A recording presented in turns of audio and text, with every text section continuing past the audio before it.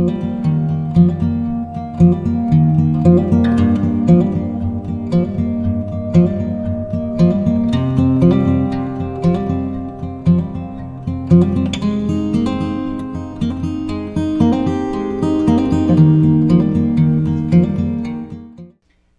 and welcome to Tarot with Tanya. This is 7 cards for 7 days, and we are looking at the week that begins April 15th, tax day if you're in the United States, and then we go to Sunday, April 21st. So thank you so much for being here. Welcome back if you've been here before. And as with all readings, take what resonates for you and let the rest go. It's a general reading. We'll talk a little bit about the astrology, and then the cards, and then we'll end with a Tree Keeper's Oracle card today. So we begin our week with the moon in Cancer.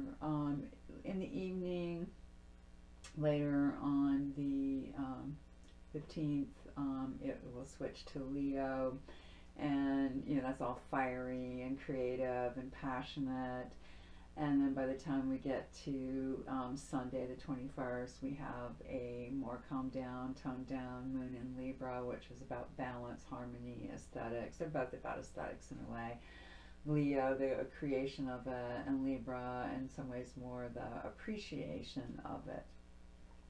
So, otherwise, on Friday the 19th, we have, we're still with Mercury conjunct, but here, Mercury retrograde, and this is about Mercury being conjunct with Venus, so that's our Friday the 19th. The Sun will enter Taurus at that point, which is all about the earthiness, the bounty of, well, here in the Northern Hemisphere anyway, spring, and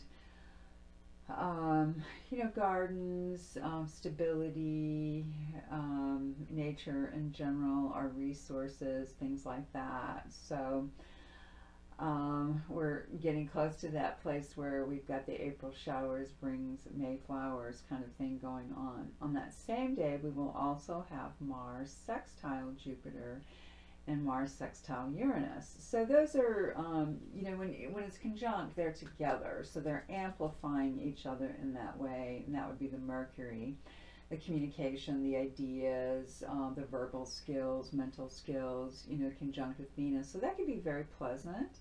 A nice time for a good flirty conversation, or just a very fun, lively conversation, a good date, things like that. I've already mentioned the Sun entering Taurus, and then with those two sextiles, Jupiter and Uranus, and of course that means that they're together in this case. So the Mars is having a good relationship with them. Jupiter and Uranus are both in Taurus, and then Mars is in Pisces. So we've got water and earth, so there's a compatibility there.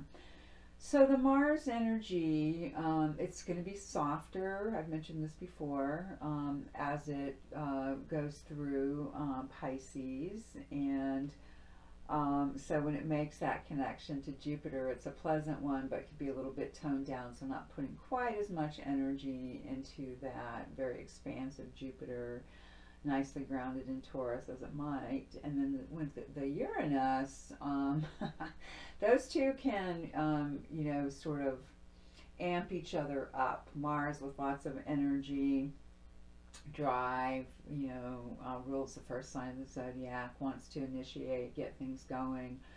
And Uranus likes to surprise, shock, come in with, dazzling new information. So could be interesting on Friday from, those angles.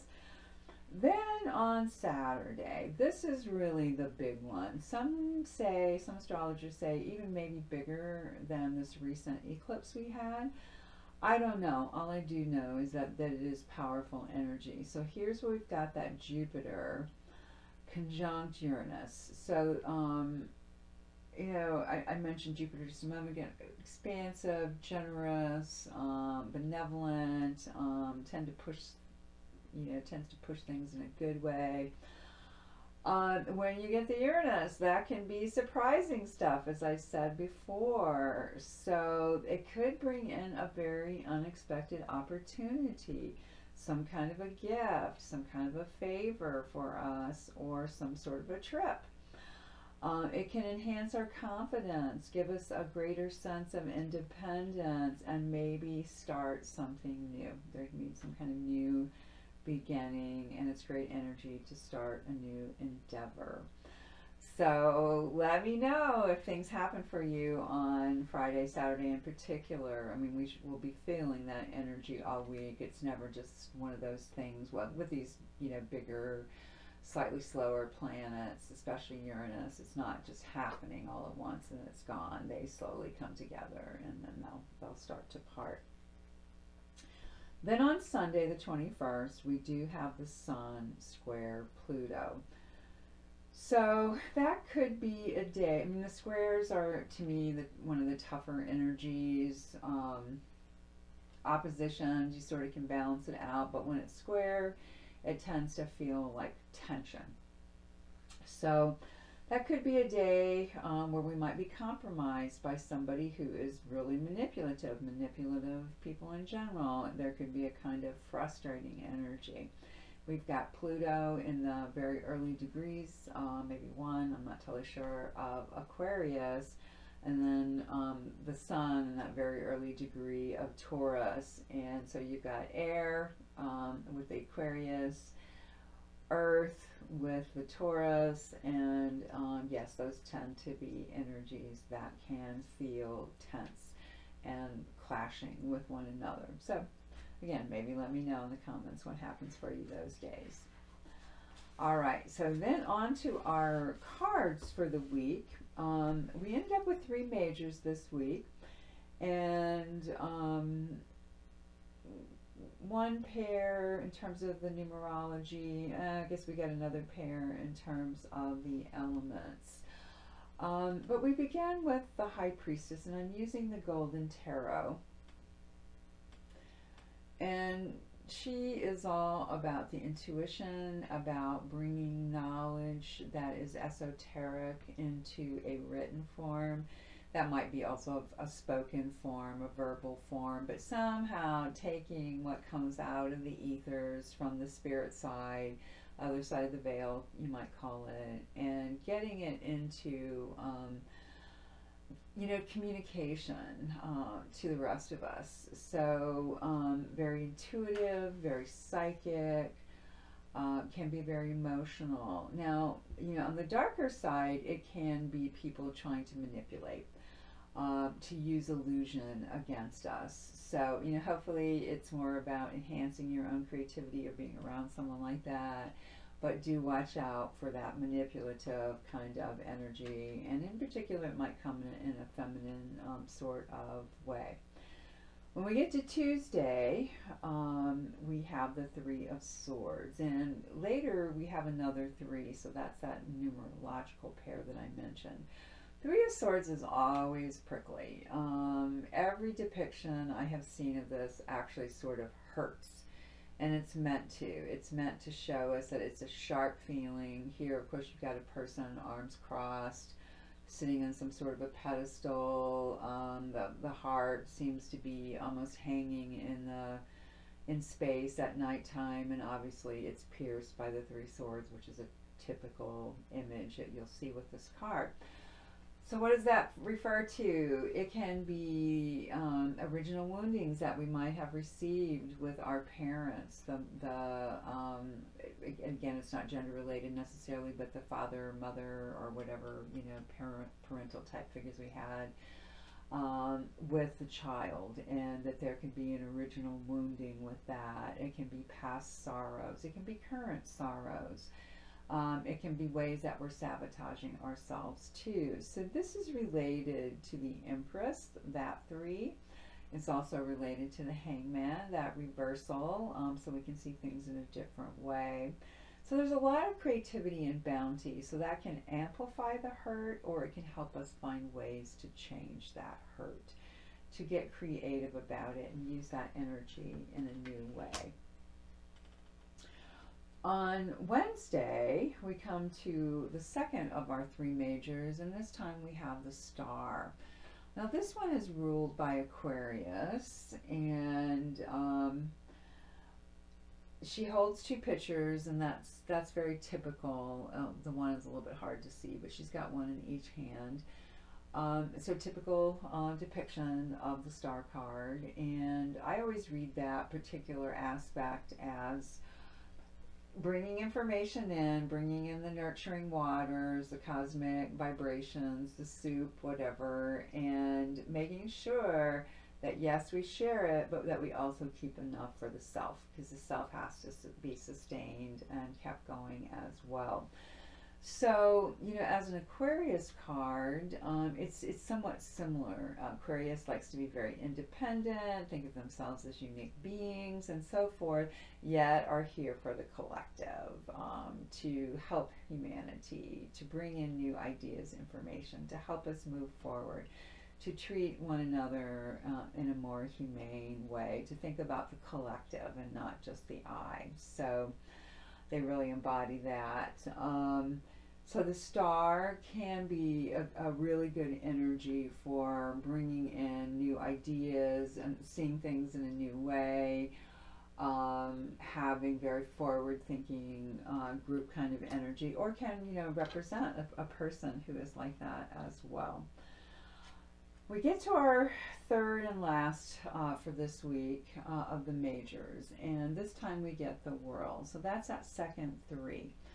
So the threes are connected to the Empress, to the Hanged Man, and to the World 21, which also makes a three. So here we have the end of the cycle. You get a sort of motherly figure. It tends to be a woman depicted as the World, maybe even somewhat a Mary Mother type figure from Catholicism. If you look closely, you will see all of these small people kind of under her, I'm just going to call them wings, on each side. And so it's the completion of a cycle, and you'll almost always see the four fixed signs on a World card too. Here we have Taurus the bull, Leo the lion, Scorpio the eagle, and then Aquarius the water bearer. So those give a lot of strength and stability, help anchor ground. All of that energy that's gone from the Fool, the zero, and the majors all the way up to this last one. That's the World again, and ends a big cycle. So be looking for some way that a cycle, a major cycle, is ending for you. It could be something more overt, outward, or maybe something more subtle within. Maybe something happening in the world as well. By the time we get to our weekend, Friday, the card that came up is the Seven of Coins, the Earth energy. You might know it as pentacles or discs. And this one's often someone taking stock. Now, we have a kind of young male figure here with a dog, a tree with the seven discs in it. And he doesn't even seem to be paying attention, but they're, right above him. His left shoulder, which, is more connected to the feminine side. So I think there's a way that they are being contemplated, they are being imagined, they are being assessed even, because it is a material card, and sevens are about change or preparing to make a change. So that's a kind of Friday energy. Stop, take stock, what are the resources? And Saturday, we get the Six of Wands. Victory is one name for this card. You can see there's a sense of triumph. There are three horses. It's hard to see the middle one, but the three, I believe, men riding these horses look pretty pleased with themselves. It's almost like they've come back from some sort of campaign or something, or march, and are sharing that victory with the people. So, if it's yourself, what's an inner victory? What is something that you feel good about that you've accomplished, or that is coming up that you might accomplish? And the sixes are connected to lovers. They generally tend to be pretty happy numbers. So find some reason to celebrate. And we end with Wands on our Sunday. And this is the Four of Wands. And I tend to see this, and many do, as a pretty celebratory card. Also, a different kind. Here we've moved from the male figures on horseback to a lot of women. Maybe preparing some kind of place for hand washing, something like that. You have the arch, which is a very standard symbol in this card. You have the other women in the background dancing. A few male figures, but pretty heavily dominated by the women. So, and you know, fours are connected to the emperor, and they're very stable and grounded. It's the earth energy. So something to feel solid and strong, and yet, you know, good about in terms of some kind of party. Are, you know, taking note. So looks like we're in for a pretty good weekend next weekend, Saturday and Sunday. Good fire energy to express, to use to create something. And now we'll finish with the Tree Keeper's Oracle. This is a new deck to me, and I absolutely love it. And what came up for us today is the Keeper of Pace. And I'll bring it in as close as I can here for you to see. And it's a number 13, which is also a 4. So we're ending with the 4 of Wands in the cards of the Golden Tarot, and then also having a 4 with the Tree Keeper Oracle. So Keeper of Pace, is it time to speed up or time to slow down? This can only be answered by your internal guidance system. Trees have their own rhythms, as do the seasons, the bees, the tree keepers, and you. Pay attention to the speed of your present situation. Is it time to pull back, or do you need to be taking more action? Tension, stress, and overwhelm will tell you when it's time to slow down. Inertia, anxiety, and fear are often indicators that some kind of change is needed to shift the pace. Listen to your own internal rhythm and act on the messages it conveys. So, beloveds, I am wishing you the best week possible. And again, thank you so much for being here. If you are curious or in need of a personal reading, there'll be information at the end and below in the description box. And please consider sharing, liking, subscribing. And I will see you next week.